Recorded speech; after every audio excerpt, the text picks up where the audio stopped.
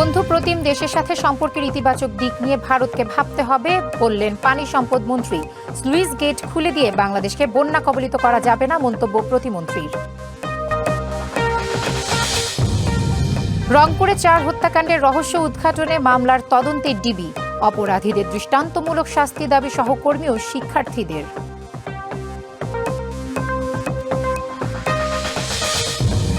বাস ও three wheeler চালক শ্রমিক বিরোধে বরিশাল ঢাকা মহাসড়ক অবরোধ, দীর্ঘ যানজট, 17টি অভ্যন্তরীণ রুটে বাস চলাচল বন্ধ।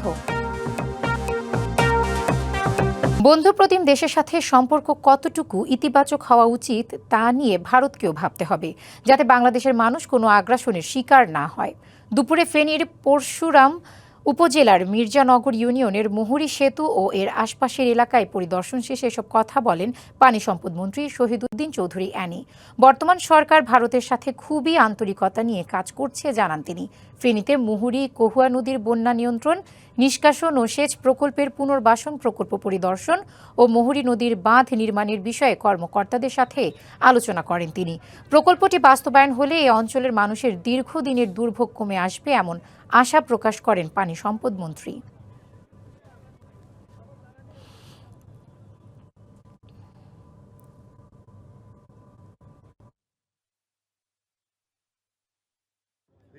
অঞ্চল এবং পরবর্তীতে গ্রেটার নোয়াখালী পুরো অঞ্চল প্লাবিত হয়ে গেছে এবং কি পরিমাণ মানুষ এখানে তখন এফেক্টেড ছিল, বাচ্চাও মারা গেছে এবং সামরিক বাহিনী আইসা তারপরে আপনাদের সবকিছু উদ্ধার করতে হয়েছে। আমাদের ফুলগাজী, পরশুরাম, তারপরে পরশুরাম, আর কোনটা ছাগলনাইয়া, এই 3টা উপজেলা আমরা একদম ফ্রি জোনে চলে। প্রতিবেশী দেশের সঙ্গে বন্ধুত্বপূর্ণ সম্পর্ক রাখতে চায় বাংলাদেশ, তবে পানির গেট খুলে দিয়ে মানুষকে বন্যা কবলিত করা যাবে না। দুপুরে হবিগঞ্জ সদর উপজেলার লস্করপুর ইউনিয়নের কালীগঞ্জ এলাকায় খোয়াই নদীর বাঁধ পরিদর্শন শেষে এমন মন্তব্য করেছেন পানি সম্পদ প্রতিমন্ত্রী ফরহাদ হোসেন আজাদ। 1.5 মাসের ব্যবধানে একই এলাকায় দ্বিতীয়বার বাঁধ ভেঙে যাওয়ার ঘটনায় পরিস্থিতি দেখতে সেখানে যান তিনি। প্রতিমন্ত্রী বলেন, শুধু বাঁধ নির্মাণ করলেই সমস্যার সমাধান হবে নাকি সেখানে স্লুইস গেট স্থাপন প্রয়োজন, বিশেষজ্ঞদের মতামতের ভিত্তিতে এ ব্যাপারে সিদ্ধান্ত নেওয়া হবে। নদী থেকে অবৈধ বালু উত্তোলনকারীদের বিরুদ্ধে কঠোর ব্যবস্থা নেওয়ার হুঁশিয়ারি দেন প্রতিমন্ত্রী। এ সময় সংসদ সদস্য জি.কে. গৌস আগামী 15 দিনের মধ্যে বাঁধের প্রয়োজনীয় কাজ শেষ করার নির্দেশ দেন। আগামীতে যেন আমাদেরকে এইভাবে ফ্লাশ ফায়ারে তাদের গেট খুলে দিয়ে আমাদেরকে এইভাবে বন্যা কবলিত অবস্থা না ফেলে, সেজন্য কিন্তু গতকালকেই মাননীয় প্রধানমন্ত্রী নির্দেশ দিয়েছে। তাহলেই আমাদের বন্ধুত্ব সম্পর্ক আরও বন্ধন অটুট হবে। আগামী দিনে আমরা পার্শ্ববর্তী দেশকে যে বন্ধুত্ব সম্পর্কে আবদ্ধ করতে চাই, আমি আশা করব যে তারা সেইভাবে তাদের আগামী দিনে তার কর্মকাণ্ড সম্পাদন করবে। বরগুনার পাথরঘাটার হাইরের চর সংলগ্ন বঙ্গোপসাগরে ট্রলার ডুবির ঘটনায় 5 জেলের মরদেহ উদ্ধার করা হয়েছে। এখনও নিখোঁজ আছেন একজন, যদিও উদ্ধারের বিষয়টি নিশ্চিত করেনি প্রশাসন। ট্রলার মালিক ও মাঝি বাদল মোল্লা জানান, গভীর সমুদ্র থেকে 5 জেলের মরদেহ উদ্ধার করে ট্রলারটি উপকূলের দিকে ফিরছে। পাথরঘাটায় পৌঁছাতে আরও কয়েক ঘন্টা সময় লাগতে পারে। সোমবার দুপুরে বৈরী আবহাওয়ার কবলে পড়ে এফ.বি. বরকত নামে ট্রলারটি ডুবে যায়। ট্রলারে 13 জন জেলে ছিলেন। দুর্ঘটনার পর 8 জনকে জীবিত উদ্ধার করা হলেও নিখোঁজ ছিলেন 6 জন। এর মধ্যে 5 জেলের মরদেহ উদ্ধারের খবরে পরিবার ও স্বজনদের মধ্যে শোকের ছায়া নেমে এসেছে। তাদের বাড়ি পাথরঘাটা সদর ইউনিয়নের বিভিন্ন এলাকায়। বঙ্গোপসাগরে ইঞ্জিন বিকল হয়ে ভাসতে থাকা ফিশিং বোট সহ 12 জন জেলেকে উদ্ধার করেছে কোস্টগার্ড। দুপুরে কোস্টগার্ড মিডিয়া কর্মকর্তা লেফটেন্যান্ট কমান্ডার সাব্বির আলম সুজনে তথ্য জানান, গতকাল রাত 8টায় এফ.ভি. মায়ের দোয়া নামক একটি ফিশিং বোট নিয়ে 12 জন জেলে মাছ ধরার সময় গভীর সমুদ্র ইঞ্জিন বিকল হয়ে ভাসতে থাকে।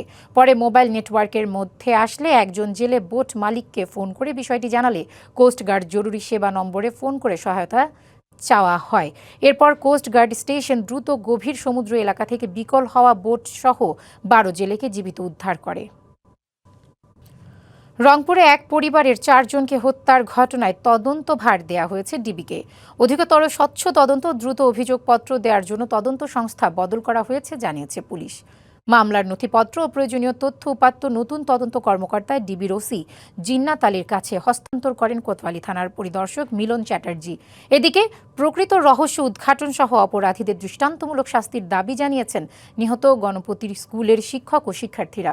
দুপুরে রংপুর জেলা স্কুলে মাঠে গণপতি সহ তার স্ত্রী ও সন্তানদের স্মরণ সভা ও প্রার্থনায় এমন দাবি করেন তারা। শিক্ষক শিক্ষার্থীরা ছাড়াও বক্তব্য রাখেন সাবেক শিক্ষার্থী ও গণপতির স্বজনরা।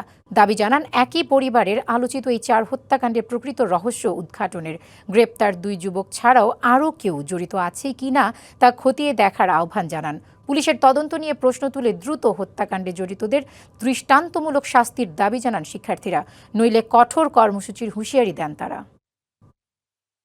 পোলট্রি, গবাদি পশু ও মৎস্য খাদ্যের দাম অস্বাভাবিক বেড়ে যাওয়ায় এবং ডিমের ন্যায্য মূল্য নিশ্চিতের দাবিতে গাজীপুরে মানববন্ধন ও বিক্ষোভ করেছেন প্রান্তিক খামারিরা। পরে বিক্ষুব্ধ খামারিরা ঢাকা ময়মনসিংহ মহাসড়ক অবরোধ করে প্রতিবাদ জানান। সকালে শ্রীপুর উপজেলার জৈনা বাজার এলাকায় ঢাকা ময়মনসিংহ মহাসড়কের পাশে শিমুলতলা পোলট্রি অ্যাসোসিয়েশনের উদ্যোগে মানববন্ধন খামারিরা অভিযোগ করেন, পোলট্রি, গবাদি পশু ও মৎস্য খাদ্যের দাম বস্তা প্রতি প্রায় 100 থেকে 115 টাকা পর্যন্ত বেড়েছে। অন্যদিকে উৎপাদন খরচের তুলনায় ডিমের ন্যায্য মূল্য না পাওয়ায় প্রান্তিক খামারি লোকসানে পড়েছেন। খাদ্যের বাড়তি দাম কমানো, ডিমের ন্যায্য মূল্য নিশ্চিত করা এবং প্রান্তিক খামারিদের টিকিয়ে রাখতে কার্যকর পদক্ষেপ নেওয়ার দাবি জানান তারা। বাস ও 3 হুইলার চালক শ্রমিকদের বিরোধের জেরে বরিশাল ঢাকা মহাসড়ক অবরোধ করেছেন বাস শ্রমিকরা। এতে বরিশালের নথুল্লাবাদ বাস টার্মিনাল থেকে 17টি অভ্যন্তরীণ রুটে বাস চলাচল বন্ধ রয়েছে। সৃষ্টি হয়েছে দীর্ঘ যানজট। রংপুর দুপুর 1:30টা থেকে মহাসড়ক অবরোধ করে বিক্ষোভ শুরু করেন বাস শ্রমিকরা। গতকাল মহাসড়কের বিভিন্ন বাস কাউন্টারের সামনে থেকে 3 হুইলারে যাত্রী ওঠানোকে কেন্দ্র করে বাস শ্রমিকদের সঙ্গে আলফা শ্রমিকদের বিরোধ সৃষ্টি হয়। এর জেরে দুপুর থেকে বরিশাল থেকে অভ্যন্তরীণ রুটে বাস চলাচল বন্ধ করে দেন শ্রমিকরা।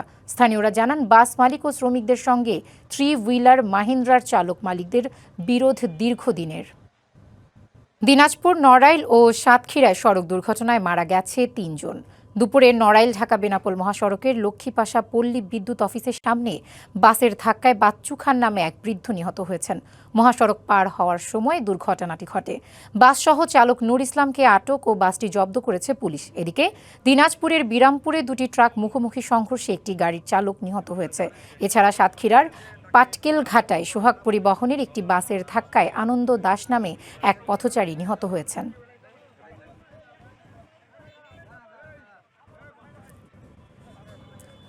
পাবনা বড়বাজারে অভিযান চালিয়ে 3 ব্যবসা প্রতিষ্ঠানকে 1,30,000 টাকা জরিমানা করেছে ভোক্তা অধিকার সংরক্ষণ অধিদপ্তর। সকালে চিনি সংরক্ষণে অনিয়ম, দামের ট্যাগ না থাকা এবং কীটনাশক ও সার বিক্রিতে অনিয়মের অভিযোগে এসব জরিমানা করা হয়। অভিযানে লক্ষ্মী ভাণ্ডারকে গোডাউনে চিনি সংরক্ষণের অনিয়মের অভিযোগে 50,000 টাকা, মেসার্স গনি ব্রাদার্সকে সঠিকভাবে দামের ট্যাগ না থাকায় 50,000 টাকা এবং মোহন ট্রেডার্সকে কীটনাশক ও সার বিক্রিতে অনিয়মের কারণে 30,000 টাকা জরিমানা করা হয়। বহিরাগতদের নির্বিঘ্নে ক্যাম্পাসে প্রবেশে সুবিধার জন্য দিনে দুপুরে প্রকাশ্যে বখাটেরা গুড়িয়ে দিয়েছে কলেজের সীমানা প্রাচীর। ঘটনাটি পাবনা সরকারি টেকনিক্যাল স্কুল ও কলেজের। দীর্ঘদিন ধরে ক্যাম্পাসের ভেতরে প্রকাশ্যে মাদক সেবন, বিভিন্ন অসামাজিক কার্যকলাপ সহ স্থানীয় বখাটেদের নানা অপকর্মে অতিষ্ঠ শিক্ষক, কর্মচারী ও শিক্ষার্থীরা। প্রকাশ্যে হাতুড়ি দিয়ে গুড়িয়ে দেওয়া হয়েছে পাবনা সরকারি টেকনিক্যাল স্কুল ও কলেজের সীমানা প্রাচীর। এ কাজে ঢাল হিসেবে ব্যবহার করা হয়েছে মসজিদে নামাজ পড়তে যাওয়া সাধারণ মানুষকে। কলেজের সীমানা প্রাচীর ঘেঁষা মসজিদে শুক্রবার নামাজ শেষে প্রধান ফটক বন্ধ করে জড়ো করা হয় মুসল্লিদের। পরে শান্ত ও মুসার নেতৃত্বে সীমানা প্রাচীর গুড়িয়ে দেয় বখাটেরা। বহিরাগতদের ক্যাম্পাসে প্রবেশ নির্বিঘ্ন করতে ভাঙা হয় প্রাচীরের প্রায় 8 ফুট অংশ। পরে পুলিশের উপস্থিতিতে ক্ষতিগ্রস্ত অংশে সংস্কার কাজ শুরু হলেও বাধার মুখে তা শেষ করা যায়নি। ঘটনার ভিডিও সামাজিক যোগাযোগ মাধ্যমে ছড়িয়ে পড়লে জেলা জুড়ে শুরু হয় সমালোচনার ঝড়। দোষীদের চিহ্নিত করে আইনের আওতায় আনার দাবি সচেতন মহলের। জনগণের দাবির মুখে এবং যদি প্রভিশন থাকে, বিধান থাকে, সেটা কর্তৃপক্ষ করতে পারে, ওই প্রতিষ্ঠানের প্রশাসন করতে পারে। এটা বাইরে বহিরাগতরা তাদের সুবিধা মতো এটি শিক্ষা প্রতিষ্ঠানের দেয়াল ভেঙে ফেলবে, এটা কখনোই বরদাস্ত করা যায় না। যারা এই কাজের সঙ্গে জড়িত, আইন অনুযায়ী তাদের বিরুদ্ধে ব্যবস্থা নেওয়া। দীর্ঘদিন ধরে সীমানা প্রাচীর ভেঙে রাস্তা তৈরির জন্য কলেজের শিক্ষক ও কর্মচারীদের হুমকি দিচ্ছিল স্থানীয় বখাটেরা। এ নিয়ে সদর থানায় লিখিত অভিযোগ করে কলেজ কর্তৃপক্ষ। তবে এ বিষয়ে ভয়ে কথা বলতে চান না অধিকাংশ শিক্ষক ও কর্মকর্তা। এমনকি নিজেদের নিরাপত্তা নিয়ে শঙ্কার কথা জানিয়েছেন প্রতিষ্ঠানটির প্রধান নিরাপত্তা কর্মকর্তাও। এই ভাঙার পরে আমরা যে পদক্ষেপগুলি আমাদের নেওয়া দরকার সেটা আমাদের চিঠিপত্র আমরা দিয়েছি, আমাদের অধিদপ্তরকে বিষয়টা জানাইছি যে আমি সবার আসলে নাম জানি না, এটা সত্যিকার অর্থে পুলিশ হয়তো এটা বের করতে পারবে। আমরা প্রতিষ্ঠানে আসে দেখলাম যে তারা আসলে গেট ভাঙতেছে, কে বা কারা ভাঙছে সেটা আমি বলতে পারছি না এই মুহূর্তে। যেহেতু আমি এখানকার স্থানীয় না, সেই হিসেবে আমি অবশ্যই বলবো যে আমার নিজেরও নিরাপত্তার বিষয়ে এখানে জড়িত আছে, তো সেই বিষয়ে আমি কিছু বলতে চাচ্ছি। এ বিষয়ে কথা বলতে রাজি হননি জেলা পুলিশের শীর্ষ কর্তারা। তবে কলেজ কর্তৃপক্ষকে সার্বিক সহায়তা দেওয়ার আশ্বাস জেলা প্রশাসকের। সরকারি একটি স্থাপনা ভেঙে ফেলা এটা তো অবশ্যই আইনগতভাবে গুরুতর অন্যায়। আমরা আজকে জানতে পেরেছি আমাদের সম্মানিত প্রিন্সিপাল মহোদয় আসছিলেন, আমরা পুলিশের সাথেও কথা বলছি। আমরা ওনারা আমাদের সহযোগিতা চাইলে আমাদের পক্ষ থেকে যে সহযোগিতা সেটা আমরা করব। সরকারি শিক্ষা প্রতিষ্ঠানের নিরাপত্তা ও সম্পদ রক্ষায় সংশ্লিষ্ট কর্তৃপক্ষ দ্রুত কার্যকর পদক্ষেপ নেবে দাবি এলাকাবাসীর। Partha Hasan, DBC news, Pabna. DBC সারা বাংলায় নিচ্ছে আরেকটি বিরতি, সঙ্গেই থাকুন। ঐতিহ্য হারিয়ে রুগ্ন রাজশাহীর জিআই পণ্য রেশম শিল্পের সুদিন ফেরাতে চায় সরকার। রেশম উৎপাদনে স্বয়ংসম্পূর্ণ হয়ে বন্ধ কারখানা চালু করতে শুরু হয়েছে কাজ, আর এতে সহযোগিতা করছে চীন। রাজশাহীর রেশম দেশের ঐতিহ্য ও গর্বের অংশ, তবে নানা সংকটে এখন ৪২টি তাঁতের মধ্যে টিকে আছে কেবল ৫টি।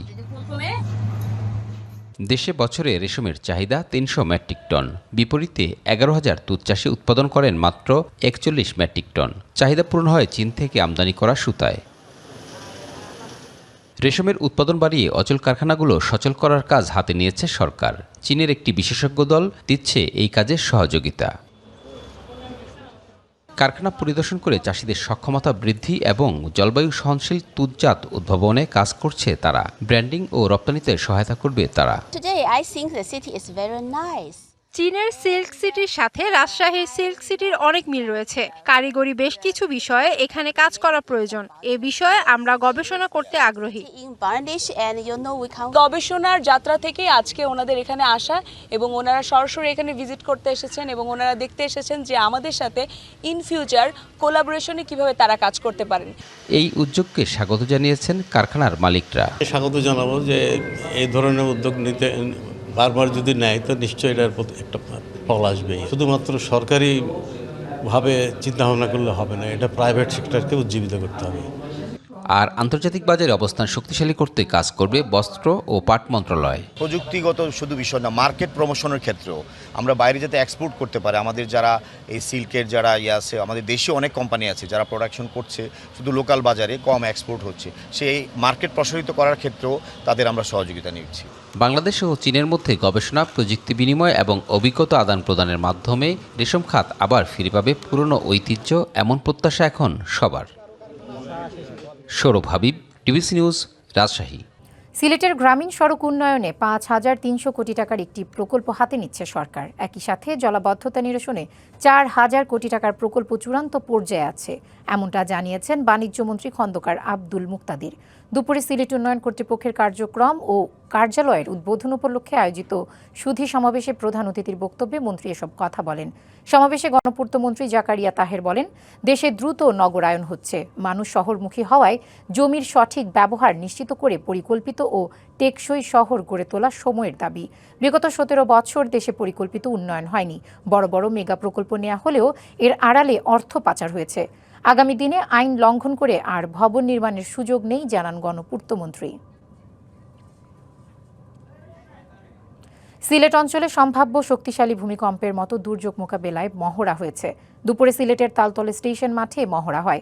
মহড়ায় ভূমিকম্প পরবর্তী পরিস্থিতিতে মোবাইল নেটওয়ার্ক, ইন্টারনেট সহ প্রচলিত যোগাযোগ ব্যবস্থা অকার্যকর বা সীমিত হয়ে পড়লে জরুরি তথ্য আদান প্রদান, উদ্ধার কার্যক্রমের সমন্বয় এবং বিভিন্ন ইউনিটের মধ্যে যোগাযোগ কিভাবে অব্যাহত রাখা যায় তার বাস্তব ভিত্তিক অনুশীলন প্রদর্শন করা হয়। অংশগ্রহণকারীদের অগ্নি নির্বাপনের জ্ঞান ও দক্ষতা বৃদ্ধিতেই মহড়া সহায়ক হবে মনে করেন সংশ্লিষ্টরা।